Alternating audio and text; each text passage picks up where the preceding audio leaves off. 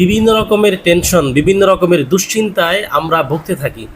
তো আল্লাহ সুবহানাহু ওয়া তাআলার একটি ছোট্ট আমল রয়েছে, যে আমলটি করতে পারলে আল্লাহ সুবহানাহু ওয়া তাআলা আমাদের সকল প্রকারের দুশ্চিন্তা, পেরেশানি এবং দুঃখ কষ্ট সব কিছু দূর করে দেবেন ইনশাআল্লাহ।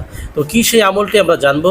তো ভিডিও শুরু করার পূর্বে যদি আপনি আমার এই ফেসবুক পেজে নতুন দর্শক হয়ে থাকেন, ইউটিউব চ্যানেলে নতুন দর্শক হয়ে থাকেন, অবশ্যই চ্যানেলটি সাবস্ক্রাইব করে দিন এবং ভিডিওটি শেয়ার করে আপনার বন্ধুদেরকে দেখার সুযোগ করে দিন।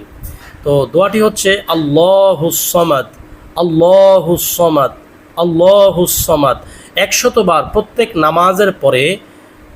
নামাজের পরে পাঠ করতে হবে। 100 বার আগে এবং পরে দুরূদ শরীফ পাঠ করে নেবেন। দুরূদ শরীফ পাঠ করার পরে 100 বার আল্লাহুস সামাদ এই দোয়াটি পাঠ করবেন। ইনশাআল্লাহ যত প্রকারের দুঃখ কষ্ট দুশ্চিন্তা এবং টেনশন রয়েছে আল্লাহ সুবহানাহু ওয়া তাআলা সকল প্রকারের পেরেশানি দূর করে দেবেন ইনশাআল্লাহ। আল্লাহ তাআলা সবাইকে আমল করার তৌফিক দান করুন। আমিন বিজাহি নবিল আমিন সাল্লাল্লাহু তাআলা আলা মুহাম্মদ সাল্লাল্লাহু আলাইহি ওয়াসাল্লাম।